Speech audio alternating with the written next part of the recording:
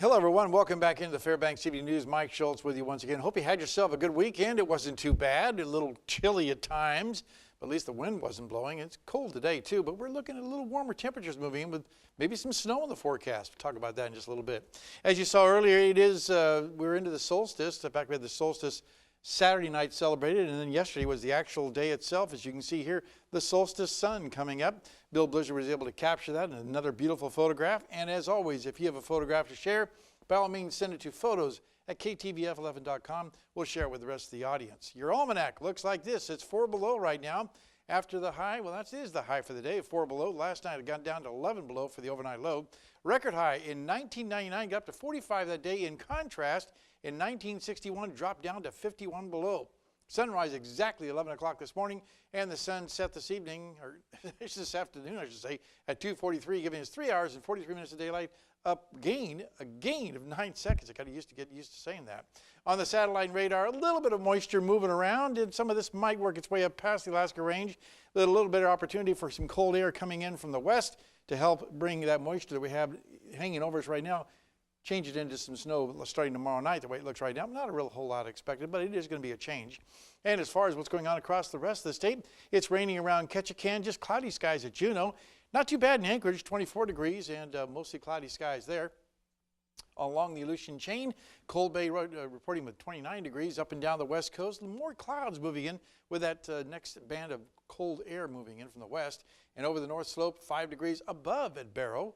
And Fort Yukon, 9 degrees below. All right, lower 48 weather looks like this.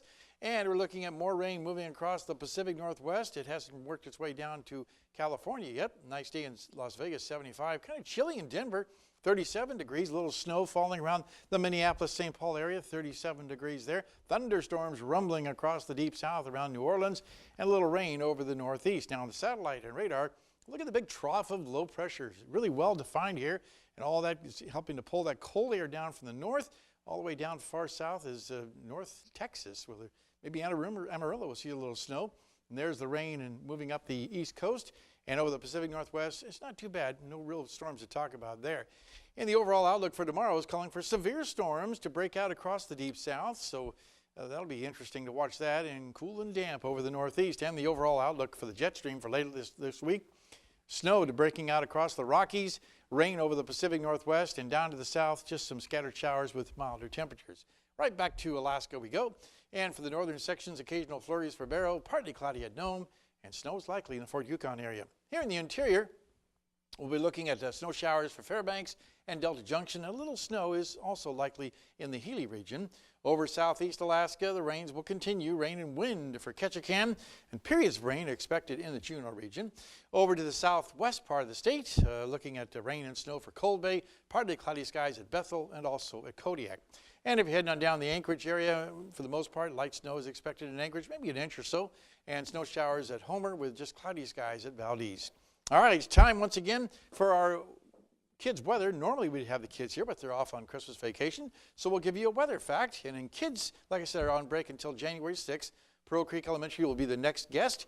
And again, the weather fact was in 1988, 123-mile-an-hour winds, not too far away from Fort Collins, Colorado. How about that?